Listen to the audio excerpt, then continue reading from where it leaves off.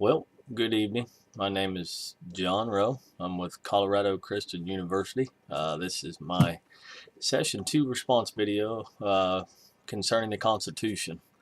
The first misconception that I've had prior to this class was uh, we would guess that the Constitution was considered to be just a clear-cut set of laws that would affect us as, in a sense, consumers, but yet it still remains open to interpretation.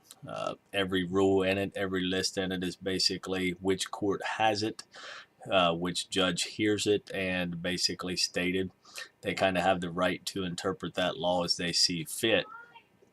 The one thing that kind of come across here over the last day or so is the idea of the church, idea of separation of church and state. We see it one way, and the original pen, uh, when you go look back at some of the original law or original writings, it actually seems as if we've reversed that idea. It seems as if the idea of separation was to keep the government out of church instead of church out of government. Not sure how we got around and confused and backwards on that situation, but it does seem like that's definitely had a effect on how the Constitution is laid out and how we determine its effect nowadays. One other thing too that I think most people forget is the Constitution does not give us any rights. Those rights are actually written laws within the Constitution. For example, the right to bear arms, freedom of speech, freedom of religion. But it doesn't give us that right. Those rights were considered to be God-given rights, inalienable rights to every person around. The Constitution, however, does protect those rights. It gives lawmakers the opportunity to pass judgment on any kind of effect that people have on that using those rules incorrectly or applying them incorrectly. For example, prayer in school. The separation of church and state says that it's not possible, that is not legal to do that. So therefore that law is actually, when it comes into a court system, that law is upheld, stating that that is illegal to enter into any kind of religion-based activity within a school function.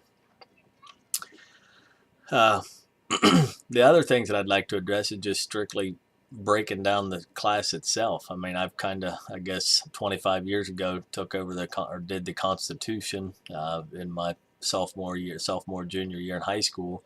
Haven't really touched it since, and I guess kind of been a opponent or proponent of it. It works in my favor for the most part. It protects my rights as a U.S. citizen. But therefore, I think we actually take advantage of it, and I think it's time that we all actually kind of maybe reflect back and see what it was, how it started, what the formation was it from the beginning, what the reason was for it when they formed it in the beginning. It wasn't necessarily to just set up this centralized government. It was actually a state idea that the states set up the Constitution in a sense to have the government where the government could not take over complete control, and the states still had the rights to, say yes or no to the government and how they were acting toward them. But I think that in all honesty, what it boils down to is we've forgotten what it is, and it's time we take a look back and remember why we have it, and maybe just remember that it's time that we kind of reflect back to that beginning to start all over from the point that our founding fathers actually dreamed, envisioned where we would be, because I would assume at this point that if you ask any of those founding fathers if this is where you expected the U.S. to be at this point in time, they would all be extremely disappointed. So I think it's time we reflect back, kind of get a picture of where it started, how it started, and remember that as we move on and try and take that into the future with us. Thanks.